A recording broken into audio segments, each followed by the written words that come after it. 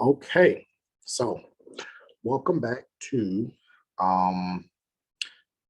race and racial and ethnic minorities. Sometimes I get confused as to which lecture I'm doing, but yes, this is racial and ethnic minorities. This is this class.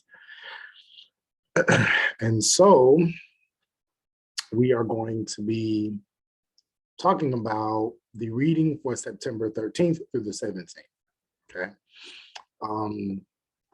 First thing I want to say, before we do that, before we go to the first slide, this week we're going to be talking about colorblind racism, colorblindness and colorblind racism. So we're going to talk about both of those. So that's what September 13th through the 17th is. Now we can go to this next slide. On Monday, September 20th, you will have a quiz.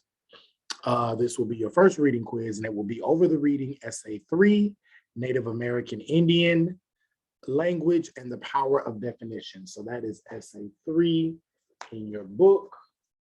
If you look at your text, it is on page, starts on page 25 in your textbook. So you're going to have a quiz on that. All right. It will be 5 to 7 questions related to, actually, no, I think I said 5 to 10 questions. So it'll be about 5 to 10 questions related to the reading. So it'll be just over that reading. The questions to the quiz will be available under the files link where it says reading quizzes. I told y'all this in the beginning of the semester in that first intro video. So that's where you will find the questions to the video. Okay. So when you go to files, when you go to reading quizzes, you click it, it'll say quiz 1. You click that language, and then you click, sorry.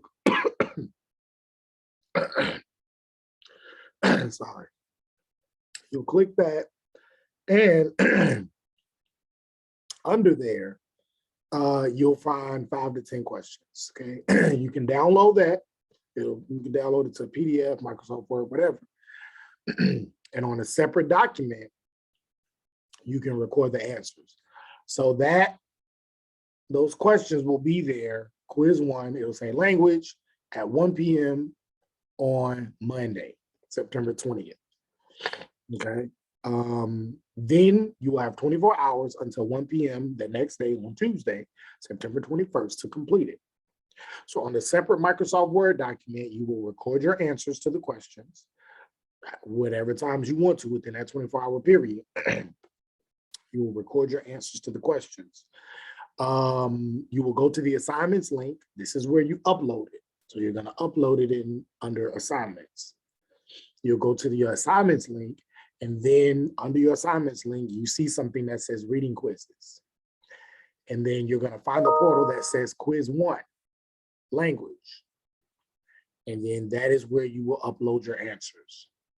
So you go to files, reading quizzes to get the questions, and then to upload, and you can't upload anything there anyway, so you know not to try to upload it there. You will go to assignments, reading quizzes, and that's where you will upload the answers. So it's all there. If you're confused, you have all week to talk to me, ask me questions, email me, whatever. But you will upload your answers there. No submissions after the deadline will be graded under any circumstances. If you have questions, you can reach out to me during my office hours. So yeah, you cannot, anybody who submits after that 1 p.m. September 21st, Tuesday deadline, I won't grade those. I know I give you all that grace period with other assignments, but I said that early in the semester, in the beginning of the semester, I said, but quizzes, there will be no exceptions for those. Okay, so the deadline, again, just to reiterate, for the quiz is September 21st, 1 p.m. Tuesday. Let me know if I missed anything. Let me know if you're not clear, and I'll be more than happy to answer those questions. All right. That being said, let's go. Color blindness. So 2 things we're going to talk about. We're going to talk about color blindness and what is a colorblind society. And then we're going to talk about what is colorblind racism specifically as a theory. So colorblindness, well, before we get into that, your reading starts off, assistant professor in Florida, I think Florida Gulf Coast University, wrote this piece, and he is basically talking about the idea around a colorblind society and the myths around living in a colorblind society. The fact is that most white people believe race no longer matters when it comes to getting ahead in the United States. This goes back to a lot of attitudes around race. So for a long time, particularly in the 20th century, maybe for the past 100 years or so, especially around the time of the Civil Rights Movement, sociologists, anthropologists, and other people who study human behavior started to collect data on people's attitudes towards people of other racial groups, people of their same racial groups, people of other genders, sexualities, etc., to have data that scientists, social scientists, and other psychologists could use to do write-ups and find conclusions, right? And so obviously before Jim Crow, if you were to ask a majority of people, majority of white people, if they were racist or if they had some sort of bias against people of color, specifically Black people, a large amount of them would openly say yes, particularly in the South, right? It was no issue, it was no problem with being openly pro-segregation, openly pro-white, openly pro, racial separation, keeping the white man and the coloreds away from each other, right? That wasn't uncommon. So racism was very prevalent and accepted. And actually, sometimes it was, you would get rewarded for it. However, as we move forward throughout the Civil Rights Movement and further into the 20th century, you start to see where now it's not so cool to be racist, right? Now it's kind of looked at as kind of an antiquated thing. If you look at videos, even, and I'll probably end up showing you some at some point throughout this semester, but even if you look at people who are, pro-Trump and that sort of thing, if you were to ask many people who were Donald Trump supporters and voted for Trump, if they were racist, a majority of them would say, no, not racist. I like people of other racial groups and I'm okay with them and they don't bother me. And really believe that. And I don't think it would be fair to say all Trump supporters are racist. I don't know if that would be a fair generalization to make. But it is fair to say that a lot of Donald Trump's rhetoric and a lot of Donald Trump's policies did not favor well for minorities. It is also fair to say that Donald Trump himself has said some very overtly racist things. And if a person agrees with that, or if a person votes that person for office or believes that that person should lead the country, then it's almost like these kind of mediating factors that a person may come to that conclusion. I'm not passing judgment, but a person may come to that conclusion, depending on the person. So I say all that to say that in post-civil rights America, race becomes a little bit more complicated. And we're going to talk about that in a second. Race and racism and labeling somebody as racist becomes a bit more complicated. It becomes a bit more hidden and cryptic and covert. And so with it being more covert, you have less and less people who are accepting the identification of being a racist because it is associated with being uneducated, poor, white, Southern, uncivilized.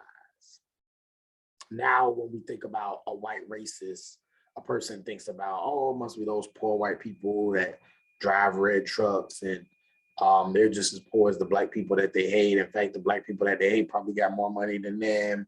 And they're just mad because they dropped out of school in high school, and they're, all these stereotypical ideas, right? Hillbillies, right? Hillbillies, rednecks, all these other kind of terms that can be used, right?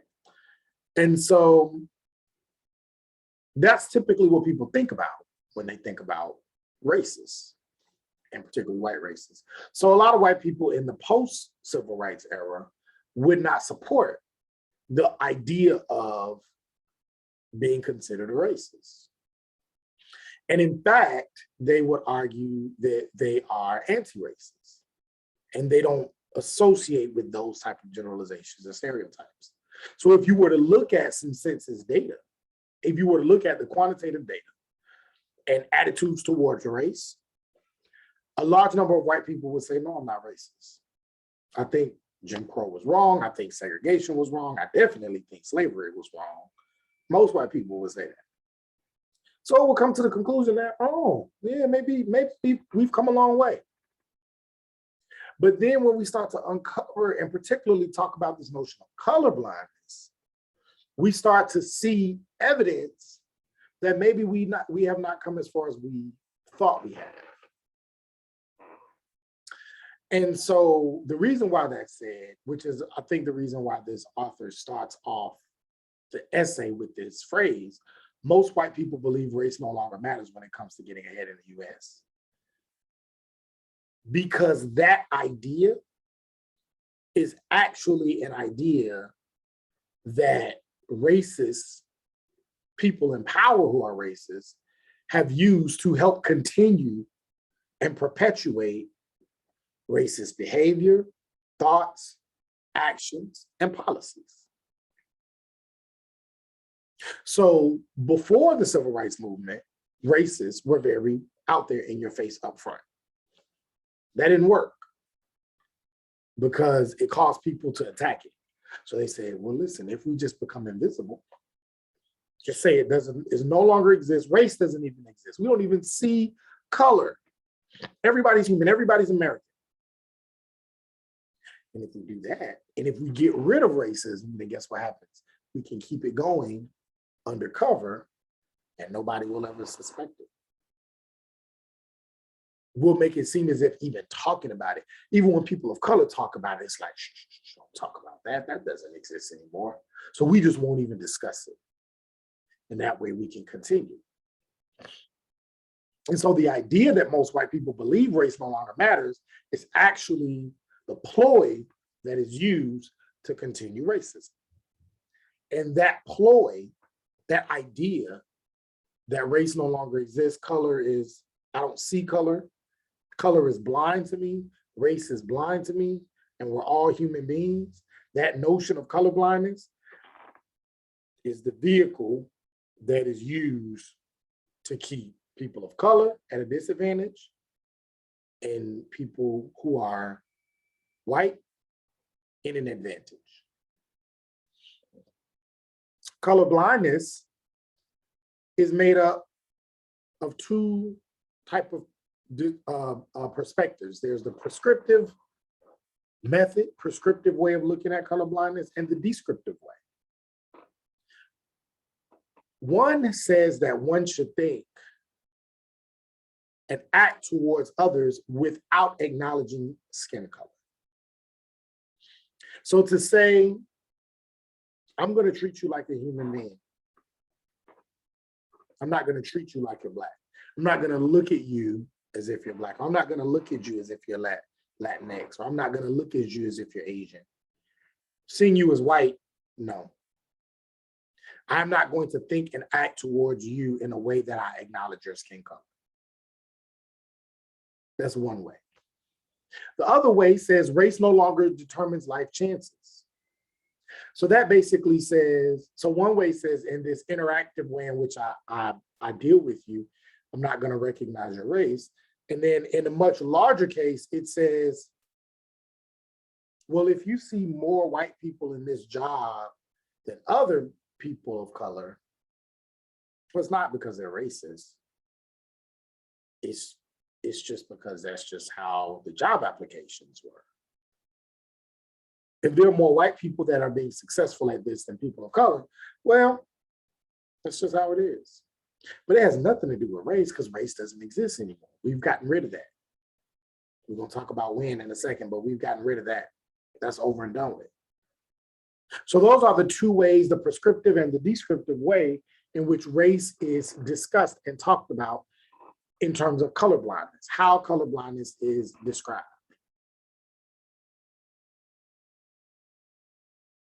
And so on a personal level, the way in which we interact with people not seeing color, and then on a social level, not allowing race to be a reason why disparities exist, allows for this to continue, allows for the colorblindness to continue, then which in turn allows for race to just come creeping up and saying, yep, racism is going to keep doing what it's doing. It's almost as if a person says, as long as I don't talk about it, it doesn't exist. Have you ever been in a relationship, right? I think one thing all of us have in common, regardless of your race, gender, sexuality, is we all have either been loved or been in love or have been in a relationship or want to be in a relationship, either want to get married or want to be in a long-term connection or something with somebody. So that's something that most people can relate to. And so if you've ever been in a relationship, then you know it starts off with the butterflies. I like you, you like me, there's probably some physical attraction there. You get to know somebody, then there's that emotional attachment. You spend time on the phone, you spend time talking to each other, you realize you say you love each other, you're falling in love, blah, blah, blah, right? Then you start to, as you get to know each other, you notice what? There are differences. Oh, you like to do this? I like to do that. Okay. Oh, you know, when you do that, I didn't know you do that, but that really irks me, right? When you respond like this, oh, that really irks me. I know you like to joke and play a lot. And at first I liked it because I like to joke and play too, but if I'm serious and you're joking and playing, then I feel like you're not taking my feelings seriously, right? You've probably heard, seen, or experienced these things yourself. So over time, you start to realize there can be some differences about you that can upset you, okay? If you've ever talked to a counselor or people in relationships, one of the things they say is the key to a healthy relationship is what? Communication. You got to communicate to each other the issues that you might have. So if you're in a relationship with somebody and they have an issue with something that you're doing, but you never know about that issue, you never know what's going on, how would you know to change it? How would you know that this was a problem? If you never tell them or communicate to them that this is an issue, this is a problem, this is how I see the world, this is what's important to me. If you never communicate that to them, how would they know to address you in a certain way? How would they know to make certain changes? How would they know, oh, this hurts my boyfriend or this hurts my girlfriend? I shouldn't do this, or I need to think twice before I do this. That can only happen when you're what? Communicative. And not only communicative, but when you're open and you're honest and you allow your true feelings to show. You allow for whoever you are on the inside, whoever you are, you can be open and you can be vulnerable. And the more open and honest you can be about yourself with your partner and you all get to know each other, the further your relationship can go, right? Why would we think relationships with each other in society be any different? Why would we think that if we close our eyes to an aspect of who someone is, that would be any different? Not at all. Because in order for you to really get to know somebody and to really build on that relationship, you have to be able to see that person, right? You have to be able to see that person. Some counselors or some marriage counselors will say intimacy means into me see. Into me see. That means you're seeing into me, not just intimacy in terms of sex, but intimacy in terms of that emotional and physical and mental and all of that connection. So you're seeing in who I am, right? In a more than just a physical way. So if you are really trying to look at your partner, then you would not encourage them to not be, if you really love them, not be who they are or not express who they are. And then if you do that, your relationship may not go that far. If you find yourself being blind or forcing the other person to be blind about certain parts of who you are, the relationship more than likely will not thrive. And so social relationships are the same way. There's no way that we can really find racial harmony and find ourselves in a place where Black people and white people and Asian people and Latinx people and Native Americans and all these different groups can live in some level of racial harmony if we don't acknowledge race. We have to actually acknowledge that it exists. It's okay to say that a person is white. A person being white is not wrong. It's okay to say that a person is Black. A person being Black is not wrong, or African American, however you identify. Or a person being Asian, or Latinx, or whatever. None of those things, there's nothing inherently wrong with the category itself. The problem is the hierarchy and the stereotypes that we associate with those categories. The problem is when certain groups are spatialized into ghettos. The problem is when certain groups have more advantages in education than other groups. The problem is when certain groups are labeled rapists or people who are trying to steal an entire country. The problem is when you expect one group to be so good at math and computers and they're the best, that then they start to deal with unrealistic levels of stress. The problem is when almost an entire racial group gets taken off of the face of the earth and then concentrated into areas of the country where it's literally poor, violent, and full of alcohol. All right? So these are the ways in which race can become a problem, but the categories themselves are not problems. And so when we continue to live in a colorblind society and we don't acknowledge that race exists, we don't acknowledge that racial differences exist, and we don't acknowledge that racial hierarchies and stereotypes and inequality exists, then it does something that appears to be good for white people, but it's really bad.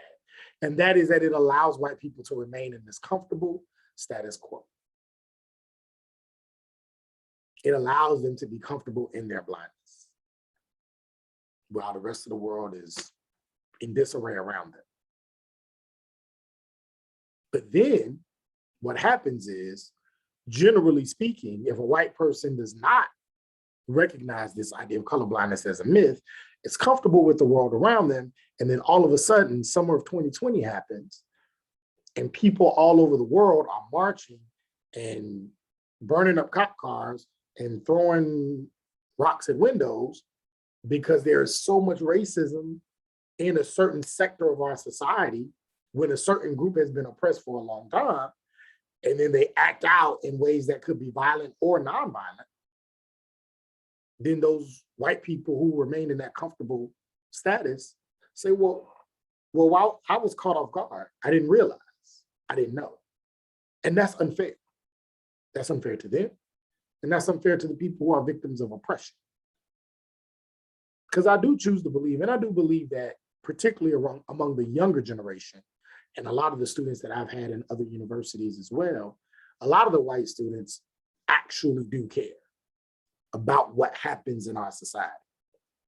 And they want to know, and they want to be taught, and they want to be aware, and they don't want to be lied to. And colorblindness is a way in which our society has lied to not only people of color, but to white people. And people are tired of being lied to, and people are tired of being deceived, politically, socially. Just tell them the truth. And so in doing that, they can then come out of this comfortable shell and say, all right, I'm not comfortable, but at least now I know how to deal and move and navigate society. So this is why this notion of colorblindness is a myth. And so it leads us to then ask the question, well, then these people who believe in colorblindness, who do they believe is the cause of this racism?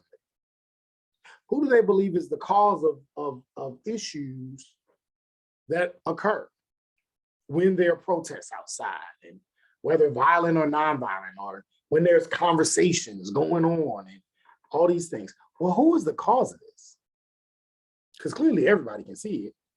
Republican, Democrat, racist, anti-racist, black, white, it don't matter. Everybody sees it, everybody hears it. Who's causing this? And the colorblind folks will say, that's just y'all who keep bringing it up. If you stop talking about it, if you stop discussing it publicly, it'll go away. It's the politicians that keep bringing it up. They just bring it up during the election so that they can get people to vote for them, so they can get the black vote, so they can get the Latino vote. That's all.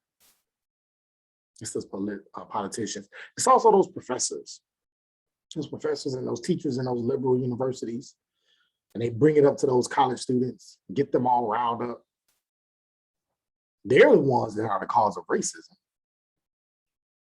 They're the ones that are talking about it all the time.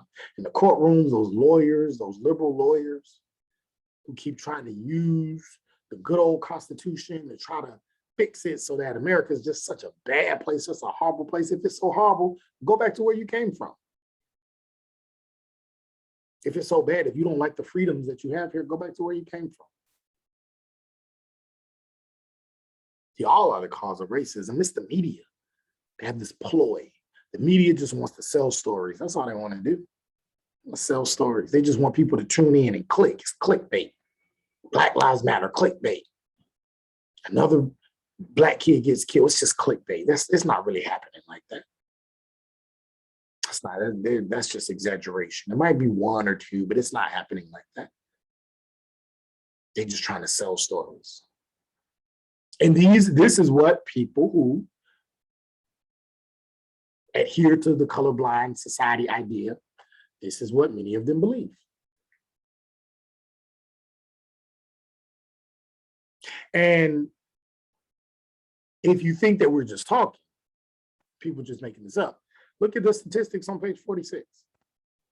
I always encourage my students, and I actually had to learn this later because I know about the methods and I know about the other things that go into these essays and how sociologists write. But a lot of people, especially if you're not a sociologist type of person or you don't think sociologically, a lot of people just think these people are just talking. This is just liberal. This is just a liberal agenda.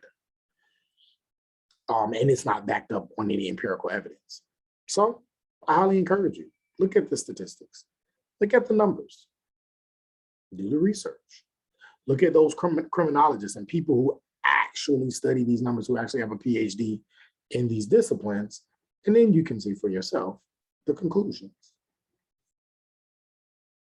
So I think it's important to also talk about the theoretical framework that is used to explain color blindness or the myth of color blindness, and then later on colorblind racism, right?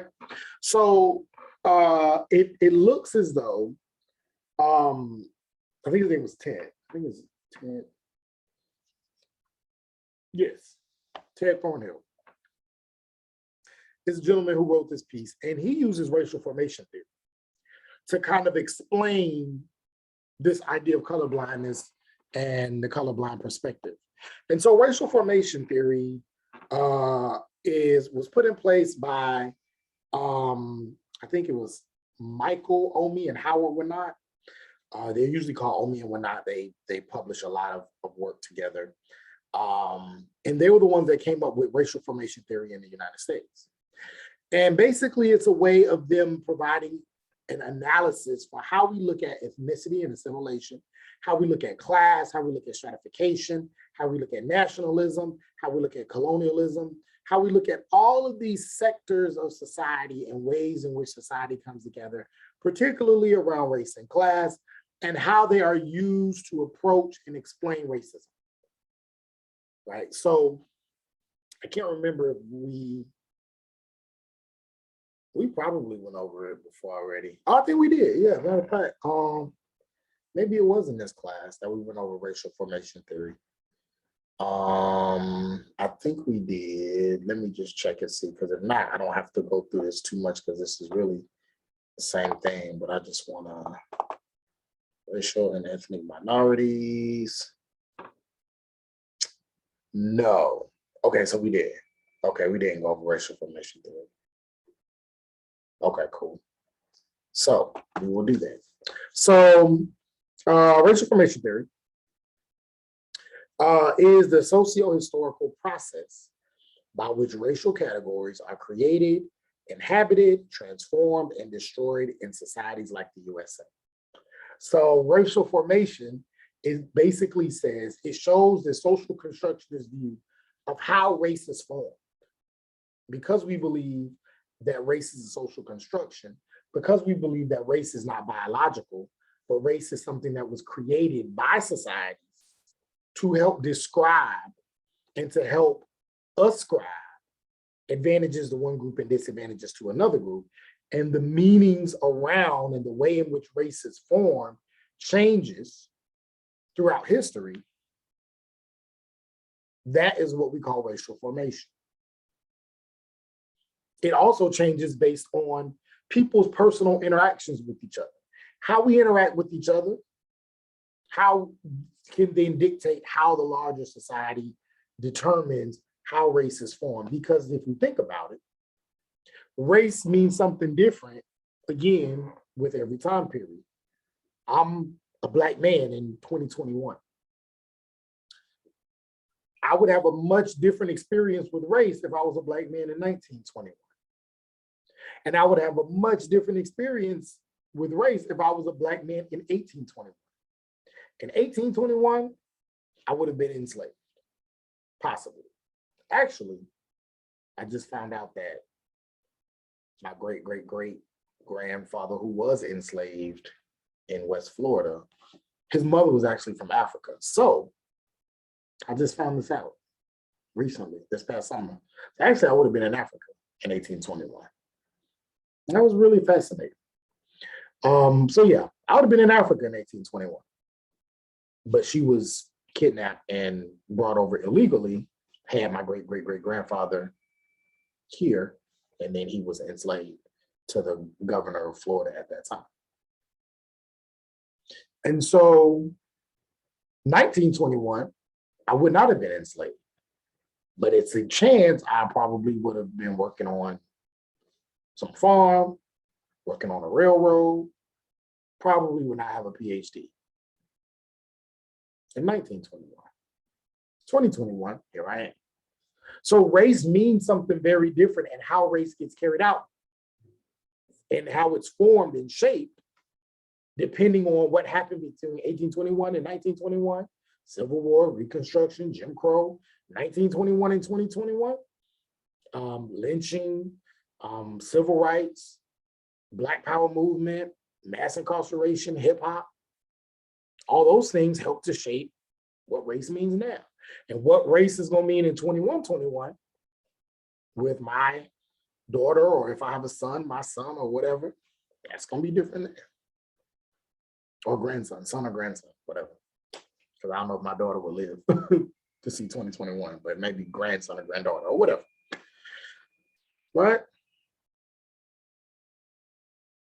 So that is how we understand racial formation. And Omi and Winat says that racial formation happens through racial projects. Racial projects are viewed as these competing socio-political contestations that occur among different racial ethnic groups. So basically, racial projects are these ways, these projects that happen that allow for there to be some level of tension between racial and racial ethnic groups that are typically rooted in some kind of socio-political consequence. So when we think about racial projects, we think about the Civil War. It's a racialized project. Though it wasn't, they say it wasn't about race, it was about states' rights, it was about bringing the South back to the Union, which is very true. But slavery and race played a huge role in the Civil War. Reconstruction, very much a racial project. It was the racial project, and the goal of that project was to instate, I don't want to say reinstate because they were never there to begin with, but instate Black people into the modern Europeanized version of America, United States, to this land. So how to instate them there? Through education, loans for businesses, opportunities for voting. Jim Crow was a racialized project that was used to reinstate slavery, reinstate oppression along racial lines in a different way, through segregation, separate water fountains, separate bathrooms, separate schools, separate parks, separate everything. Civil rights movement was a racial project. It was a project that was used to undo the previous racial project of Jim Crow segregation. So all of these things are considered racial projects. When you have some kind of socio-political contest between groups in order for society to either move forward or sometimes progress. When we see politics and voting, those are racial, those can be considered racial projects. When President Obama was elected president, that for sure was a racial project. We're gonna talk about that more later, but that for sure was a racial project. Some people looked at it that way. It was a way in which to show the world and show the country that America had become post-racial. We had moved past racism. To some degree, it was a racial project. It was also a project to uncover that many people didn't like that. Many people didn't like President Obama just because he was president. Some people didn't like his policies. Some people really just didn't like him because he was Black. Some people may have considered the election of Donald Trump a racial project because race played a key role in how people associated and defined themselves when it came to Trump. So much so that the notion of a racist became synonymous with Trump supporter. If you said you were a Trump supporter, that was almost like saying, I am a racist to some people. To say that you voted for Trump was like, ooh, don't say that around certain people. Or to say I support Trump to some people would be like, ooh. Because again, there's some implications there. So even that will be considered a racial project. So race exists as this complex, having these complex social meanings. And so for a project to be a racial project or a racist project, it has to create structures of domination based on essentialist categories of race. And when we say essentialist categories of race, we simply just mean categories that are not, that are labeled to be biological, but are not.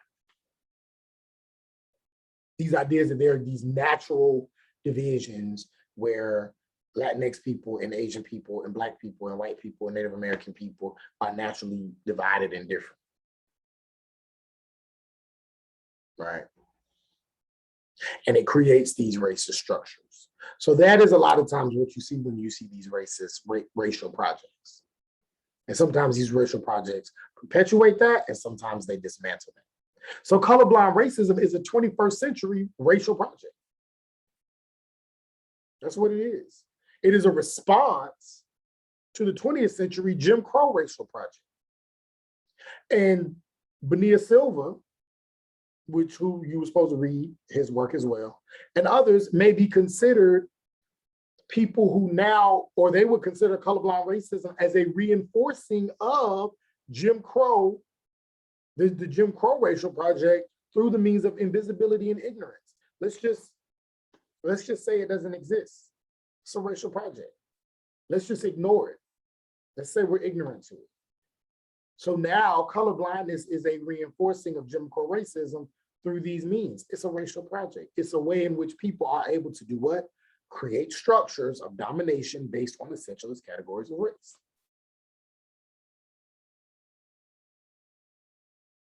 Because the civil rights movement was looking to dismantle that. See, the goal of the civil rights movement was twofold. First thing, it was supposed to abolish overt state-sanctioned systems of oppression. So take down those colored-only signs, take down those white-only signs, stop with the whole Black people got to go to this school, white people got to go to this school, all of that. Black people can't vote, only white people can vote, blah, blah, blah, all of that. Let's do away with that.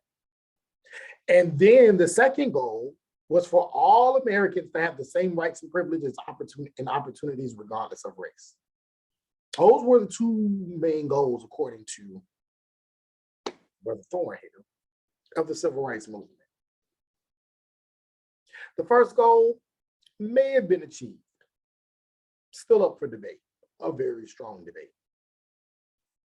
But definitely that second one was not, for sure.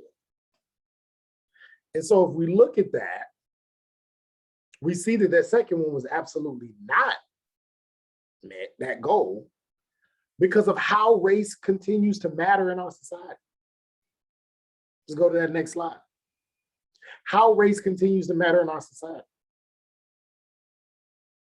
So the question is, without the grant, how does race continue to matter? It continues to matter through education. No, it doesn't. Everybody can go to whatever school they want to. No, they can't. Absolutely not. Everybody can't go to whatever school. And so, yeah, so again, is it equal for people to be able to go to whatever school they want to go to? So before we jump into that, let's first talk about how race and education has mattered in the past and how it has formed and changed to now. So prior to the civil rights movement, there was this ghettoization of Black people. Essentially, Black people were spatialized into ghettos, right? Into predominantly poor areas. Now, you also had Black middle-class people, but because of racial segregation, they too lived in houses and lived on properties that were adjacent to the Black poor. So they all kind of lived in their own communities amongst each other, these very interclass communities. And so because of that, many of them had to go to the same schools. Now, the difference was, it was during Jim Crow segregation, it was during separate, and they say it was separate but equal, but it was very much separate and unequal. But even though, so the white schools tended to have better books, they had more technology, they had less students in the classroom, the Black schools were very much overcrowded, but there was a certain level of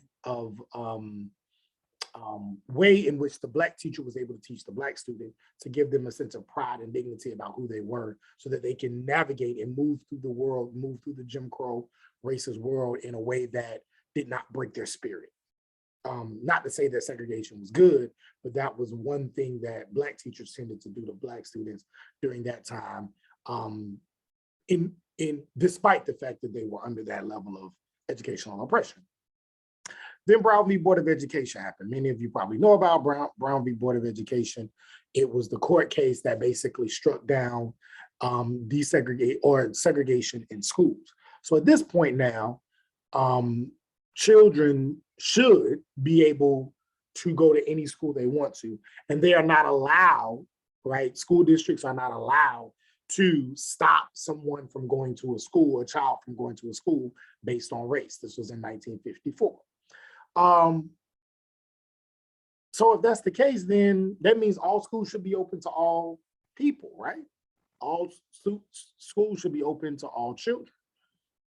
But if we look at, and again, if that was in 1954, and we're looking at 50, 70 years later, are we still dealing with the same thing?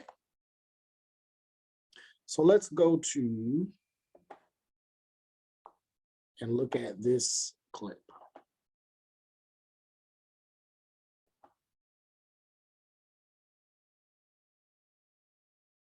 Every parent wants to give their child the best education possible.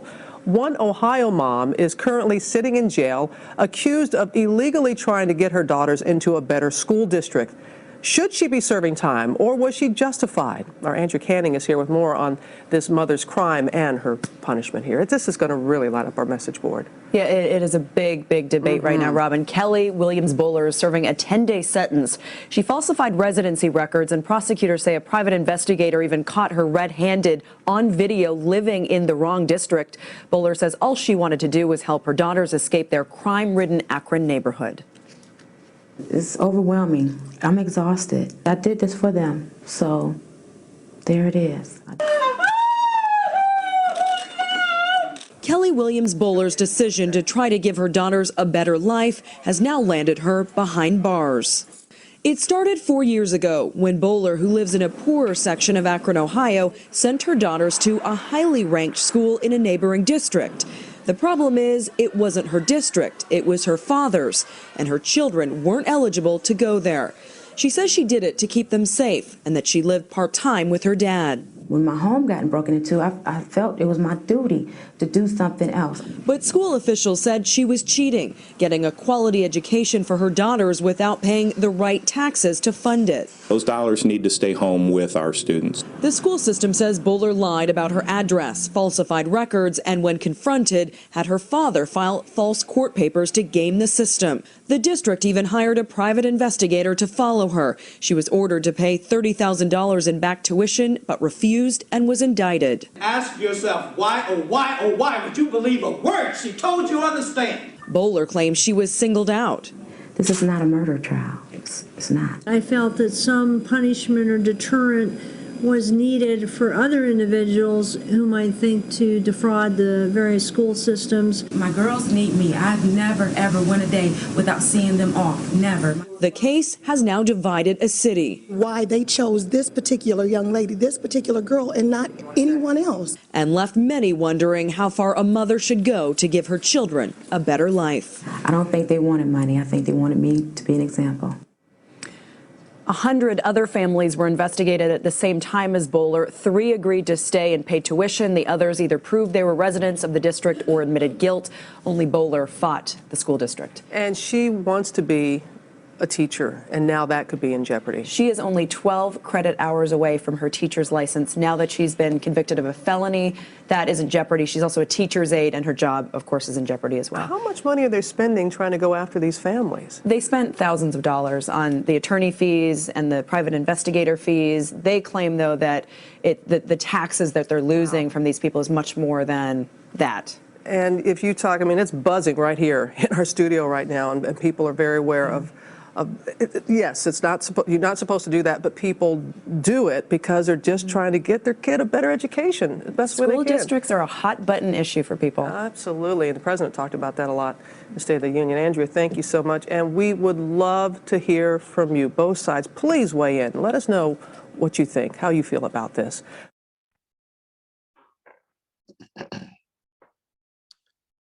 So, going back to our lecture, how race matters. Well, it matters tremendously because race dictates where you live. Residential segregation is real. Redlining is real. Redlining is when certain groups of people were not allowed to get home loans based on where they lived. So if you lived in a predominantly Black, predominantly poor, or working class area, many banks would deny you a loan to be able to move from that area into a better area, even if you could afford to pay that loan off. Even if you were a middle class Black person, or you hit the lottery or whatever, just from the simple fact that you live there, you cannot get a loan to move out of that neighborhood. Racism in real estate is real. Well, a lot of realtors will not show houses to people of certain racial groups so that they can integrate certain neighborhoods. Certain neighborhoods work with certain real estate companies to keep their neighborhood predominantly white, predominantly upper middle class. That's real. And then in turn, keeping certain people in some neighborhoods and keeping other people in other neighborhoods, that then dictates opportunities. Certain jobs typically are given or provided for people in certain neighborhoods. Pollution is more likely to happen in one neighborhood over the other. Food access is a real thing. Food deserts are a real thing. And so there are definitely food deserts that exist in more predominantly Black areas, regardless of class, in the area that I live in, that is predominantly Black, absolutely a food desert, even though you have a mixture of Black working class, poor, and middle class and upper middle class people living in the area. Absolutely a food desert. And if you go to a predominantly white side of town, it's not like that. Violence, right? Criminality. Although crime exists across racial groups to the same extent, more arrests, more over policing is done in certain neighborhoods. And then lastly, school quality. And so this young lady, right, was not able to get her child into a certain school because of her race, but it was couched and largely related to her class status. The fact that she was poor. And who's more likely to live in these predominantly poor areas away from the better schools? People of color, particularly Black and Latino people, Black and Latinx people. So you have these kind of racialized projects, racialized formations happening, but it's couched under class. So they won't say, well, we're not saying that Black people can't go there. We got Black students here. Yeah, you may have a few, but the ones of a certain class status, which make up the majority, those are the ones who can't go there. And there's no way for their parents to get them there. And if they try to, they get put in prison. And if they get put in prison, okay, it's only 10 days. Some people may say that's no problem. No, it's a felony. That means that she probably won't be able to finish school because she probably won't be able to pay for it because she can't qualify for financial aid. Her job should probably get fired. And that will now dictate and make it very, very difficult for her to move forward in the rest of her life. All because of what? Race and class. And then also the labor market. So race affects the labor market in that Blacks and Latinos typically earn less than white people and Asian people across all major occupational groups. And then typically Asian Americans are oftentimes seen as this model minority where they're kind of encouraged and forced to feel as though they have to perform at a higher level, which increases their levels of stress. And we're going to talk about that later as well, the myth of the model minority. All right, so discussion questions. So a couple things I want to explain to you real quick with discussion questions. So you're getting ready to have a discussion board assignment. It's going to be under discussion board. And these are your instructions for your discussion board. You must post at least twice to each discussion board, unless otherwise indicated in the assignment description.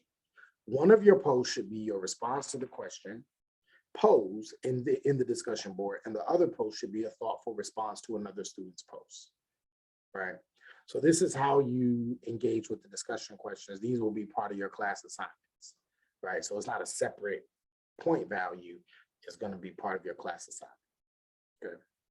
So your discussion board will be that. And this is what I would like for you to do. Go to the next slide. It says, in order to receive credit, you must post both responses before the deadline.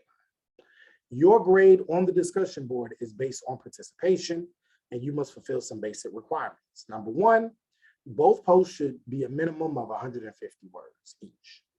Okay, it's only a couple of sentences, right? I don't even think that's a full paragraph, almost a full paragraph. Your post should be relevant to the topic being discussed, but should also attempt to introduce a new point of view or piece of information or otherwise further the discussion. Your post should use correct grammar, punctuation, and vocabulary appropriate for a university level course, and misuse of the discussion boards will not be tolerated. I will not take any racism, sexism, homonegativity on these posts. Posts should include information from the lecture and or reading and show an understanding of both. And your post should be in your own words and not a collection of quotes from the lectures and or readings. No copying and pasting, in your own words. So what you're going to do is there's going to be a discussion board entitled Colorblind Society, right? And what you're going to do is you're going to address the following questions. If you are a white student, how would your family and friends respond to you explaining how the colorblind perspective harms both white people and persons of color? And what steps would you take to make the conversation more comfortable? if you are a student of color, how has the colorblind perspective shaped your understanding of race in your life and the larger society? So I want you to respond to those questions based on if you identify as white or if you identify as a person of color. And then next thing you're going to do is you're going to respond to someone else's post. It can be whoever. It can be a white student. It can be a student of color. You're just going to respond, whatever they say, right? And I want you to think through the things that we've been talking about and we've been discussing about colorblind racism, colorblind society. Well, colorblind society, we're going to talk about colorblind racism in a second. I want you to think through those things. And I want you to respond. All of the instructions on these slides where I just described to you what I want you to do, all of those instructions should be fulfilled before 1 p.m. on September 24th, which will be, I think that's Friday. Yes, that's Friday. So, wait a minute. No, not Friday. Sorry. This will be available. Ooh, wait a minute. That was wrong. Sorry, not September 24th. I'm thinking about the wrong week. This is for this week, so it'll be September 17th. Sorry. So all instructions on the previous slide should be fulfilled before 1 p.m. on September 17th. Ooh, this is difficult trying to, because I'm literally doing these lectures like a week or 2 weeks ahead of time. Okay, so yes.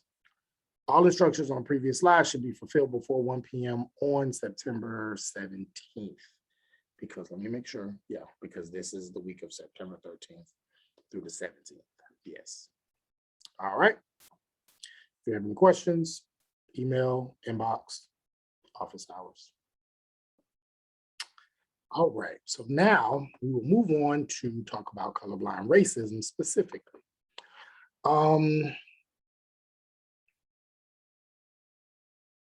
Let's see.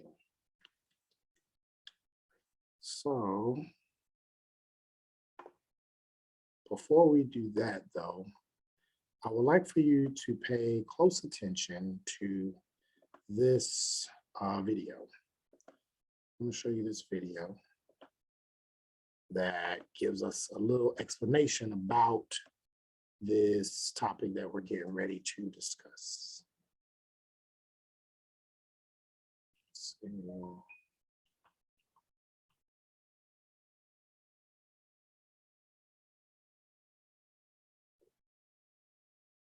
Okay. Wait a minute.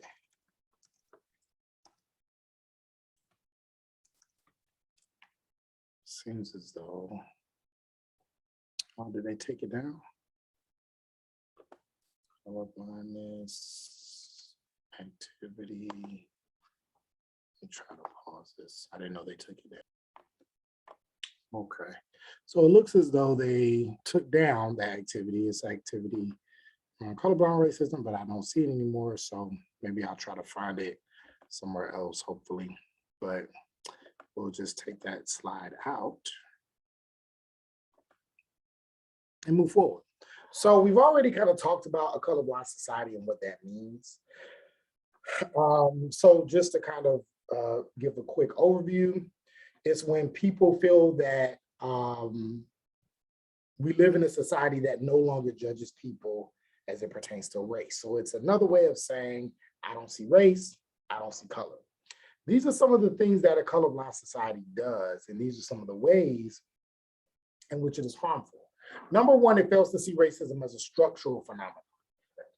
So we talked about the way in which it's formed and the different things that occur, particularly on the community level, that allow for the formation of race to change and grow. But another theory that we will talk about, if we haven't talked about it already, which I don't think we have, but we'll talk about at some point, is systemic racism theory. And this theory helps us understand how racism is not just about how people treat you personally, but how race is embedded in the very structures of our society. right? It's embedded in the housing system. It's embedded in the education system. It's embedded in the banking. It's embedded in the criminal justice system. It's embedded in our religion. It's embedded in almost every aspect of our society. In fact, Joe Fagan, person who came up with the phrase systemic racism theory, said that race literally sits at the foundation of every aspect of US society. And so when we fail to see racism as a structural phenomenon and we only see it as this individual relationship issue, then the only thing that we would need to do to fix racism is to just make people not be racist, or wait till all the stereotypical old people who are racist die off, and then we'll be good again. And so that's what a lot of people think. I've even heard that even now. Oh, we have to wait for these old people to just die off and stop with all these racist ideas and because the young ones don't know. It's not how it works. It's not how it works at all. Because racism is not just about how people feel about each other. It's also about how structures perpetuate racism. So essentially, if you could magically make everybody in the world not be racist anymore, it doesn't mean that racism will go away. Why? Because we still have schools, we still have churches, we still have politics.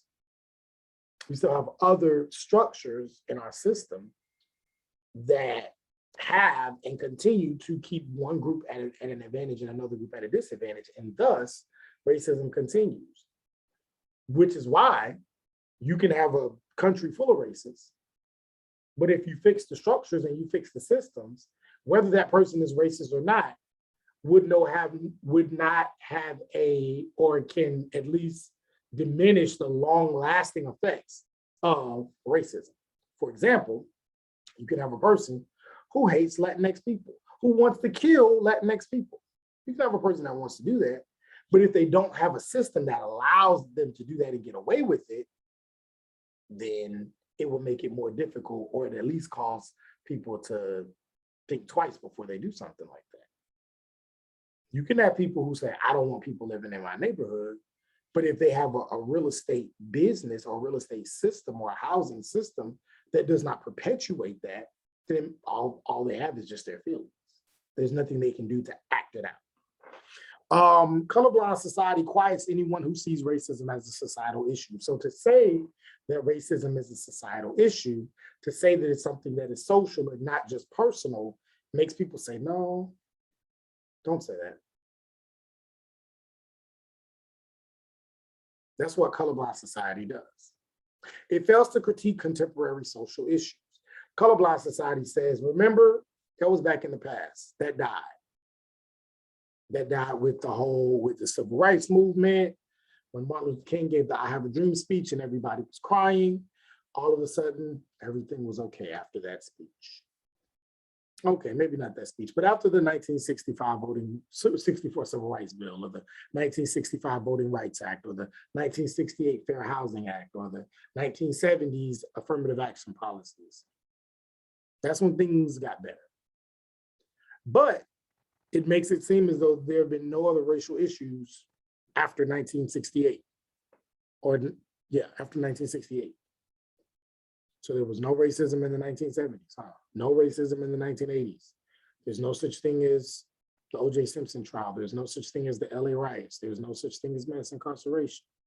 There's no such thing as Gen 6. There's no such thing as Black Lives Matter. There's no such thing as Amadou Diallo. There's no such thing as Trayvon Martin. There's no such thing as Mike Brown. No such thing as George Floyd. No such thing as Breonna Taylor. Right? So it fails to see all of the racist things that have happened after the civil rights movement. It provides white people with a false bubble of reality in which they can exist. We talked about that earlier. So it's not just harmful to Black people, it's harmful to white people. Again, because I believe that most white people want the truth. And the truth, and this is the truth. This is people's reality. But when we don't talk about it, then we allow for white people to live in a bubble of reality that feels good, but then that bubble gets burst when reality hits. And those people that want the truth can probably get upset. false idea around meritocracy, this idea that, well, if I just work hard enough, I just work super hard, I can be successful. And everybody who's successful, they got that way because they worked hard. It's nuanced. I wouldn't completely take merit out of the question. That would be unfair to you. You all worked hard to get into the seats that you're sitting in. You worked hard to get to college. You had to have certain grades, you had to pass certain exams, you had to get certain scores, and you worked hard to get here. But there's a false idea around meritocracy. There's a false idea that everybody who has gotten to a level of success got there solely on their merit. And that's not the case. Why? Because there's privilege. There's white privilege that allows for white people to have an easier road and access to success than people of color. There's a meritocracy, or there is a privilege that males have that allows for them to have an easier road to success than women. I had to learn that through some of my colleagues, my women colleagues who were on the tenure track looking to get jobs. And when they told me about some of their experiences and things that they had dealt with, I had never dealt with that in my job market process. I had never dealt with some of the things that they've dealt with in interacting with students and the way in which students treat women professors over men professors. Never dealt with that. Now, I've dealt with some things, you'll be surprised, but never dealt with that. So I say all that to say that when we have this false idea around meritocracy, we take away the privilege that all of us to some degree have, whether it's race privilege, gender privilege, class privilege, we all have it. But, and it sounds good for me to say that, oh, I've been successful at this certain thing all on my own. No, I had a male privilege there for sure. And maybe to some degree, even a class privilege, or yeah, class privilege to some degree. Because there are people who, if you grew up in extreme poverty, it would have been much more difficult, if in many ways not possible at all, to reach a certain level of academic success. Also, colorblind society causes people to pay more taxes. Because it pays more taxes, you have to pay more taxes to maintain prisons and disproportionate healthcare outcomes. But if we had equal opportunity, if we didn't have full prisons, if we didn't have so many people getting sick, we actually wouldn't pay as much in healthcare, and we wouldn't pay as much taxes in prisons, because it costs less to send a kid to college than it is to build a prison. It costs less to maintain people's health than it does to give them whatever treatment they need for cancer or any other major disease. And who's paying for it? The citizens. And so politicians, entertainers, and common people across races and sexes have adopted many of these ideas of colorblind society. And so again, I talked about this earlier, many people believe, obviously we know that prior to the civil rights era, there were these very racist feelings that white people had towards non-whites. So it was no question that there was a racial divide in the country, but after the political victories of the civil rights movement, people just felt it went away. Civil Rights Act of 64, Fair Housing Act of 68, Voting Rights Act of 65, Lyndon B. Johnson's economic programs to help alleviate poverty, the Great Society.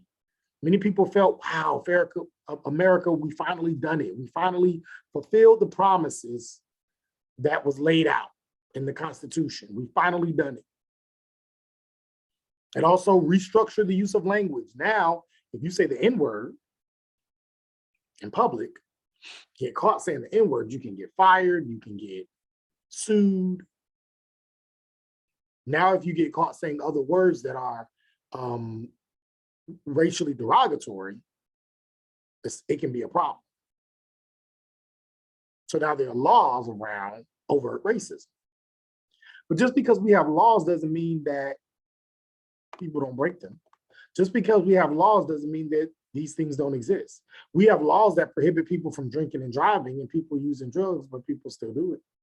We have laws that prohibit people from jaywalking, and you probably did it at some point this week or last week. So unfortunately, now the idea of race is dominated by color blindness, but there's so many examples as to why that is not true.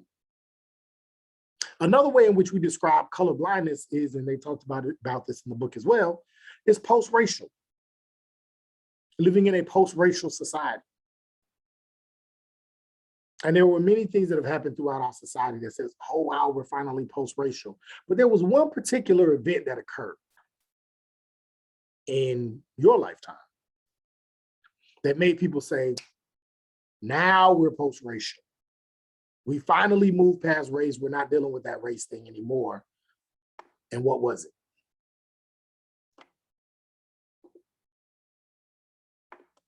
It was the election of President Barack Obama. See, many people believe now that we know that white people are not afraid to elect a person of color to the White House. Off with nutrition that takes. Now that we know that white people are not afraid to elect a person of color to the White House, we have truly moved into a post-racial society. So let's see what the person who can be deemed as responsible for this post-racial society, let's see what he says about this.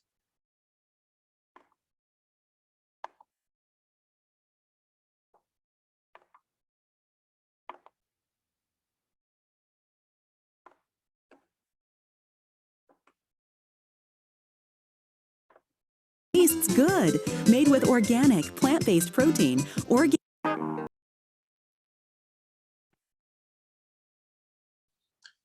And so we see that even the person who has been said to be the cause of a post-racial society, if you will, would argue that, well, no, that's not the case, right?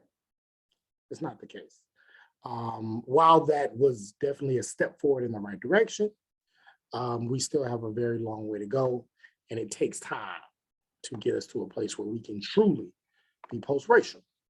And so with that being said, colorblind racism is a theory that was put forth by a sociologist. His name is Eduardo Bonilla Silva. I believe he's still at Duke University, sociologist of Duke University, former president of the American Sociological Association. Bonilla Silva argues that racism does still exist in this so-called colorblind society. And although it is much more subtle than the blatant racism that existed before the civil rights movement, it is still very much prevalent in our world. And so he wanted to test out this notion of whether we lived in a colorblind society. And so he calls this subtle racism colorblind racism. And he categorizes it into 4 major frames. And frames are just ways in which we interpret race-related issues. And so he says these 4 frames are abstract liberalism, naturalization, cultural racism, and minimization of racism. And so for this book, he gathered data for well over 1,000 people, both Black and white, and he wanted to examine the issues of racism in contemporary society. He also wanted to use interviews from college students and people who resided in Detroit for information. And so the reason why he chose college students, the reason why he chose Detroit, because college students are said to be the least likely to be racist. Attitudes towards race says that the more educated you are, the further you are away from civil rights in that generation. And Northerners are more likely to be racist than, are less likely to be racist than Southerners, uneducated people, and older people. So he literally said, I am going to examine the least racist group of white people there are, which are college-age Northerners, to see if race really has gone away and racism really has gone away. So he interviewed them, thousands and thousands and thousands of pages and hours of interviews, asking them about their views on race. views on people of different racial groups, views on affirmative action, views on interracial dating. And he compiled it into a large data collection data set and then began to analyze it. And he came up with this book. The name of the book is Racism Without Racists.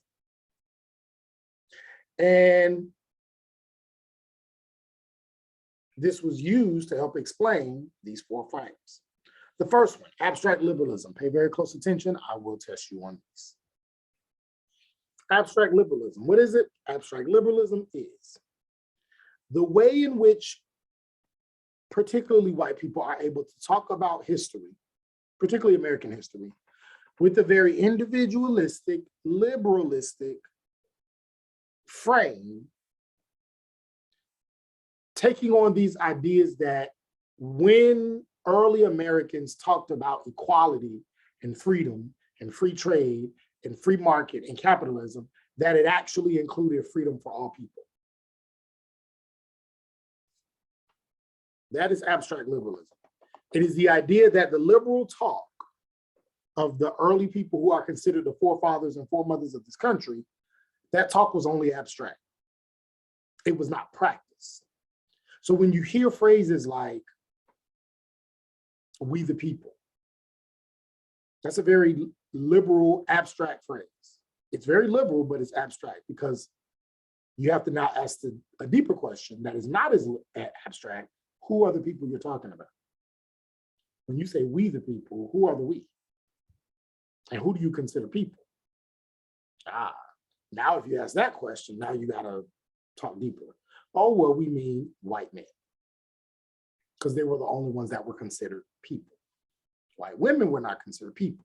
They were property, a higher level, but still property. And obviously Black people were considered property.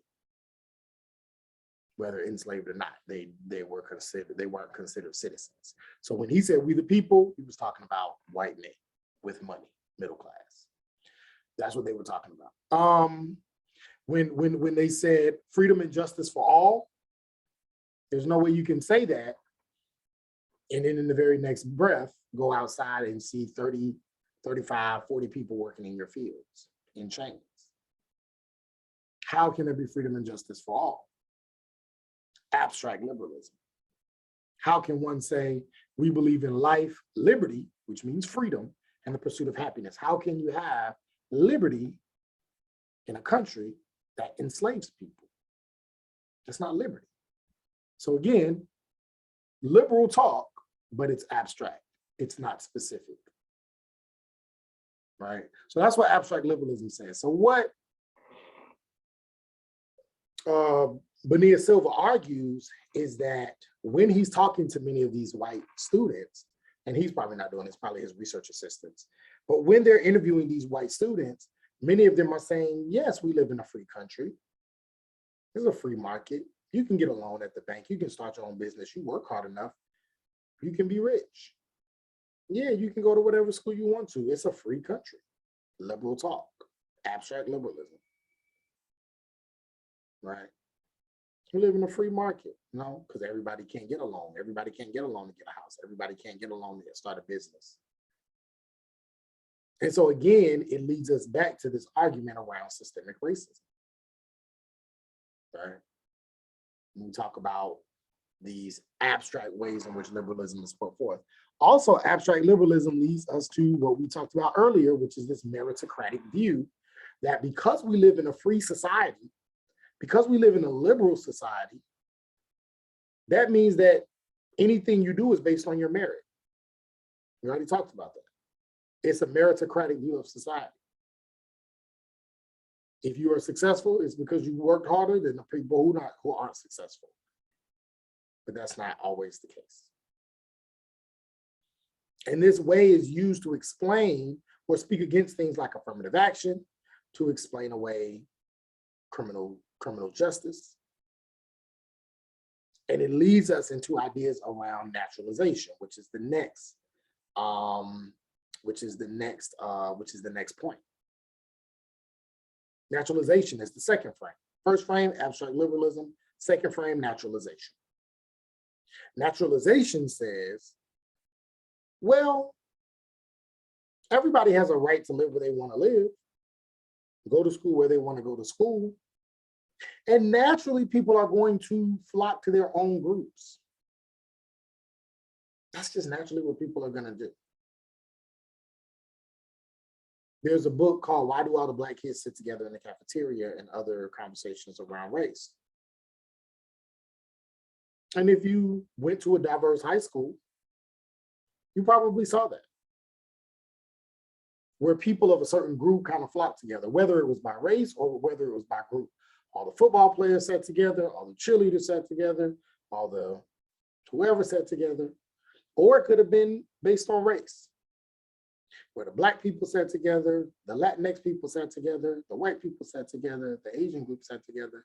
At least that's how it was at my school. My high school was pretty diverse, but I do remember that. And then you would visit, you would visit the different tables and things like that, but this was in the early 2000s. You would visit the different tables, but ultimately though, everybody just kind of went to their own racial group. And so naturalization says, well, people are going to naturally be with who they want to be with. So it's okay. It's okay. We don't have to try to force people to come together. We don't have to try to force people. Segregation and racial separation, it's a natural occurrence. They do it too. They only hang out with each other. And it sounds like it's true. And is there a problem with people naturally wanting to be around people that look like them or people that can relate to them? Is that wrong? I don't think so. You can be around whoever you want to be around.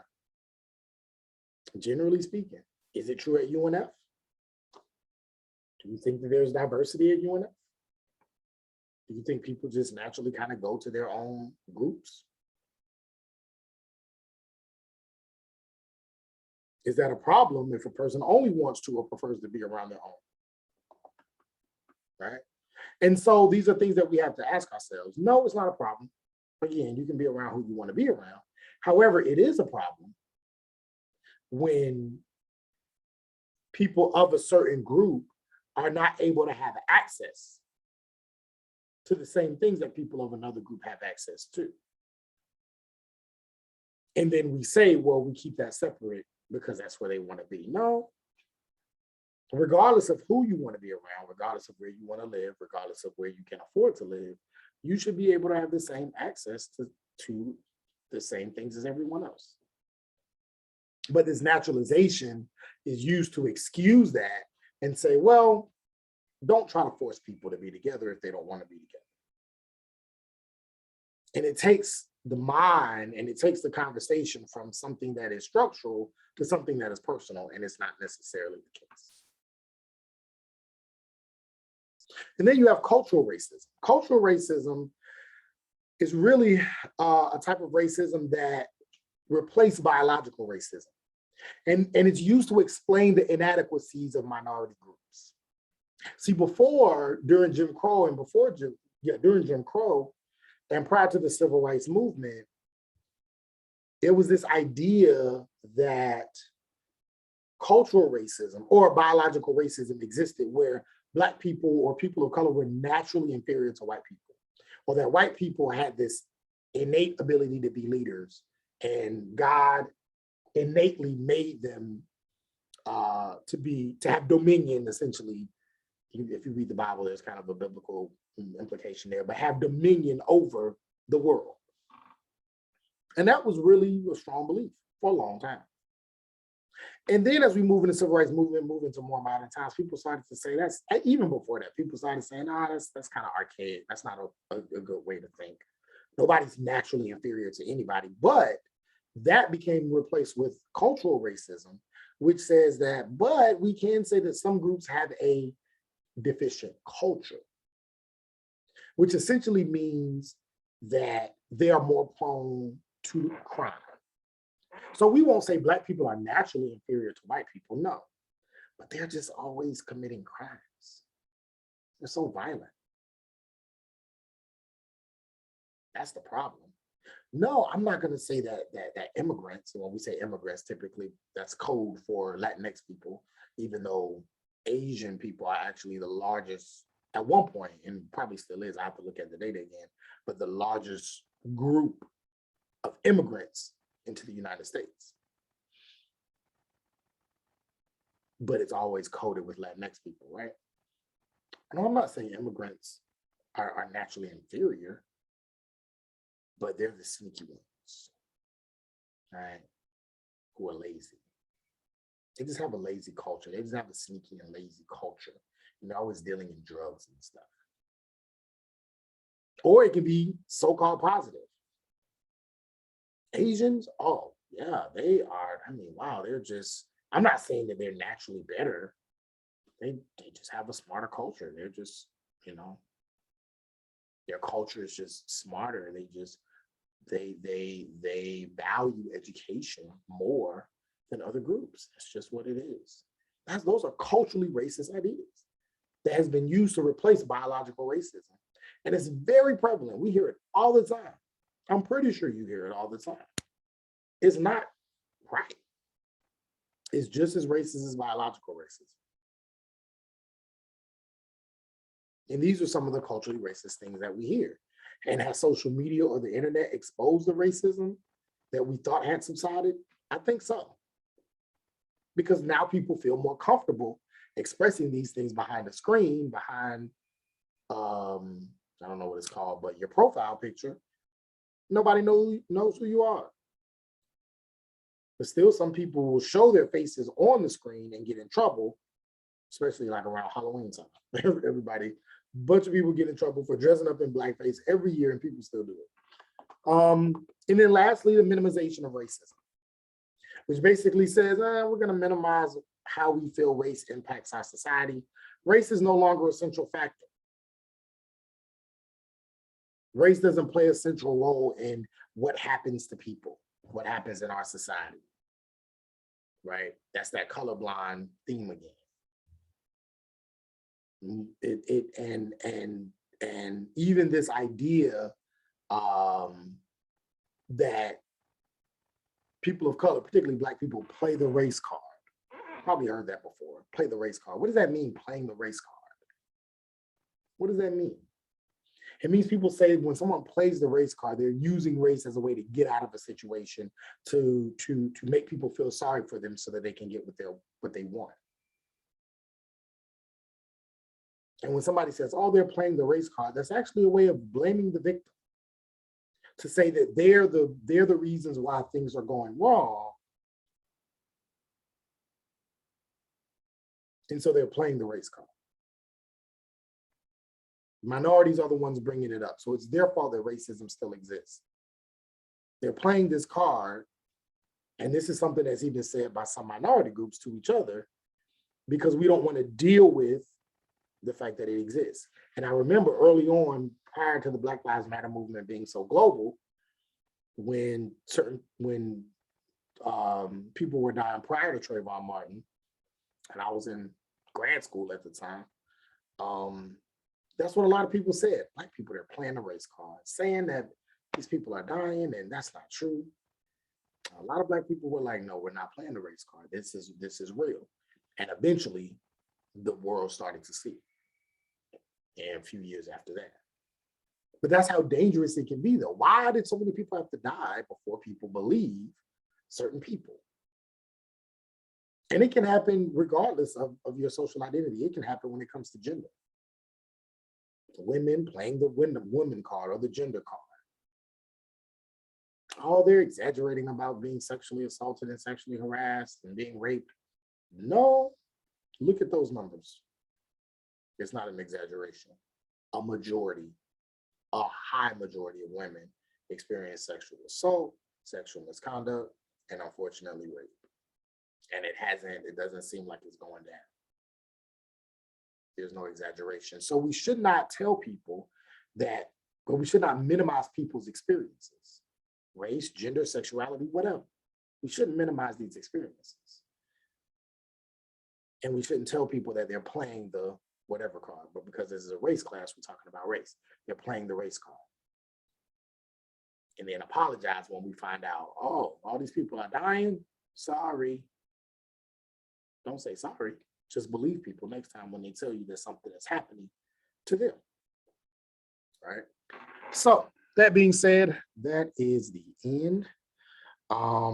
If you have any questions, feel free to reach out to me via office hours, email, or inbox me. Office hours is always the best way. That way I can go into more detail about whatever question you have. I look forward to reading your work. Look forward to seeing you during the office hours. And if not, you will see me again next week. Have a great day, a great week, and a great weekend.